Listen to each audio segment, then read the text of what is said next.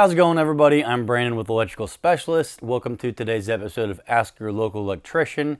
We're still talking about generators, automatic whole house generators to be specific. And on today's episode, we're going to be talking primarily about installation.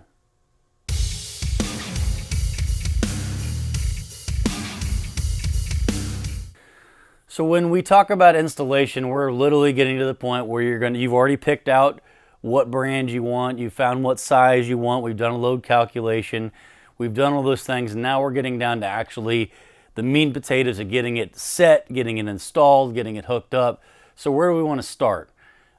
Usually it's easiest to talk about location because that's going to make a big difference, not only in price, but what parts you need, where you're going to set it. So to find out where you need it, let's talk about where your meters are at. Now keep in mind, this generator is going to be interacting with both of your utilities. You're combining gas and electric, so it needs to be somewhere where those are located. Hopefully your gas meter and your electric meter are on the same side of the house. If not, we need to talk about maybe getting some estimates to maybe move a gas line around the house to where the electric meter's at, or if it's easier, getting the electric turned around the house to where the gas meter's at. But you need to have both of them accessible in one spot, because that's what the generator requires. Now, once we've decided which one you're going to do, if you're going to move one or the other, or hopefully you already have both in the same spot, we need to talk about clearance. So these electric utilities, the gas and the water meter, they need to be maintained by the city, by your power provider. So there are clearances we need to discuss. We need to stay about 3 feet away from each meter. That way, if they need to come in and work on it, they can.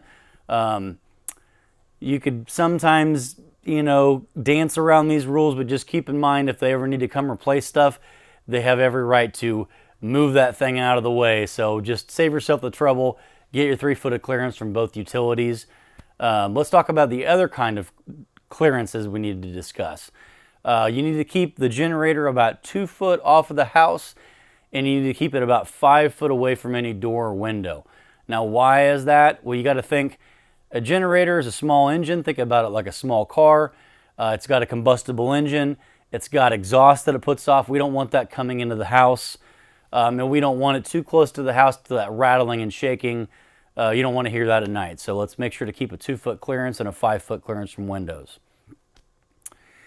Now we're talking about setting the equipment. You've got your spot, you've located it, you say, here's a perfect spot. Yes, I may have to bring my utility around. One more thought on that. A lot of times people have to upgrade their gas meter or the size of their gas pipe to make sure that it runs fully, so you might look at that when you're getting those estimates if you need to. But now that we're setting it in place, we need to talk about getting a pad. You can set or make your own concrete pad to manufacturer specifications. Make sure to find out what they require. They do have a 3-inch clearance from the ground to the bottom of the unit.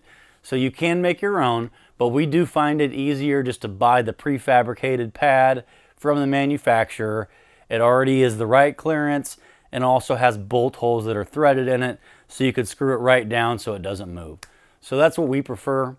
But before we go to set that pad, we want to make sure that ground is nice and level.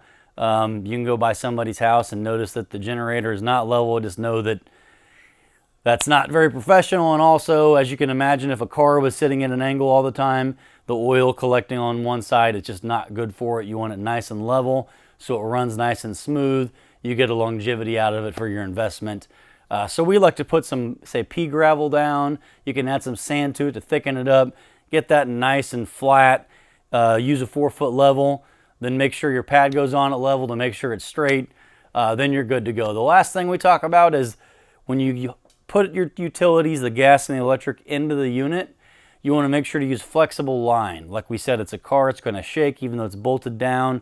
We want to make sure you don't put in hard lines. Those tend to break. You want to make sure it's flexible so if it moves a little bit, it doesn't cause any problems.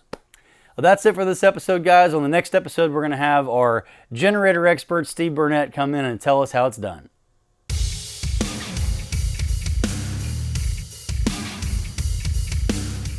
Hey, everybody. Thanks for watching, hanging out with us. If you have any more questions or if you want to know more about any of the subjects we cover, go to our website at www.especialists.pro. There's tons of stuff on there to get you through it.